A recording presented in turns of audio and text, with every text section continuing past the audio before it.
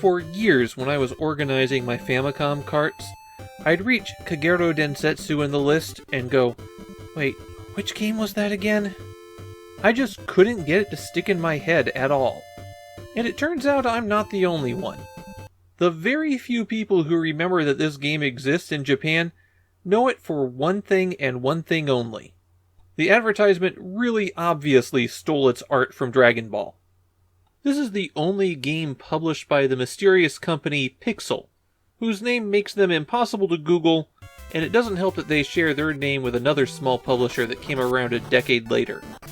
But the game was developed by ITL, the pack of breakaway Konami developers who have been making some pretty good stuff lately on the Famicom. So I had high hopes for Kagerou Densetsu going in. The story of the game is that there's an evil warlord who has taken over the land using an army of brainwashed ninjas, and the main character's father was killed by this villain. So now a party of 3 ninjas set out to gain power and overthrow the warlord. The way that the game works is you explore a giant map, and you have random encounters that lead to brief side-scrolling battles. In these fights, the A swings your knife, and the B button throws a shuriken. You have a limited quantity of those, so you don't want to just keep throwing them. Initially, the battles will just be one-on-one, you versus an enemy ninja, but later on there will be additional monsters, and sometimes multiple ninja. If you're likely to die in the combat, you can hit select to run away, but you'll still have to run out of the fight and could get hit on your way out. If you hit A and B at the same time, you can activate a special ability. Pressing down will let you eat one of your pills to recover health. You actually sit down and start eating, so it's almost impossible to use this in combat. Enemies can do it, and they recover health faster than you by doing so, but you can also stand next to them and hit them over and over again while they're healing up. Holding down A and B and pressing in one of the other directions can cast a spell, but you don't start with any spells, you have to go out and find them. And there are 3 spells for each of the characters. One of the big features of Kagerou Densetsu is that you're controlling 3 ninja. If you die in combat, then you have to switch over to one of the other ones.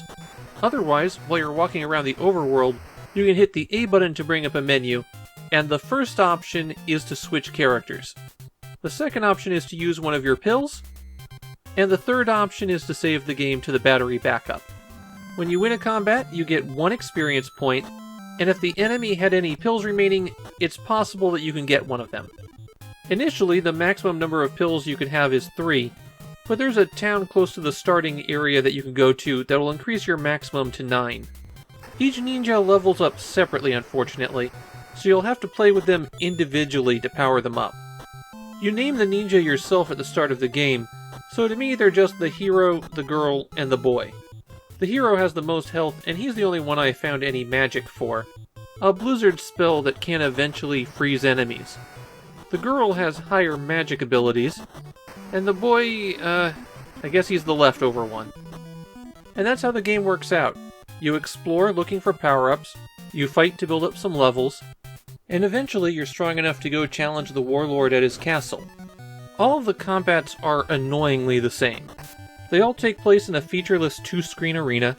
You hardly ever have to use the jump by pressing up, and all you really can do is run straight at the enemy swinging your sword. There isn't a lot of skill or tactics that you can apply here. The strength of the enemies do vary with the region that you're in, so you're going to want to stick around the starting area building up for a while. This hole near the beginning refills your shuriken, so it's good to keep that in mind as well. The other major tip I have is to save early, save often. It's really easy to die as you're just exploring around, especially since the encounter rate is the worst I've ever seen in a game. I've seen plenty of games at this point where you have another fight when you take 1 step after a battle. In Kagerou Densetsu, you can get into another fight immediately with 0 steps after a battle. It's not even rare for that to occur. In Japan, this game is all but forgotten. I wasn't joking when I said that the only thing people remembered it for was the ad that ripped off Dragon Ball. And I can get it.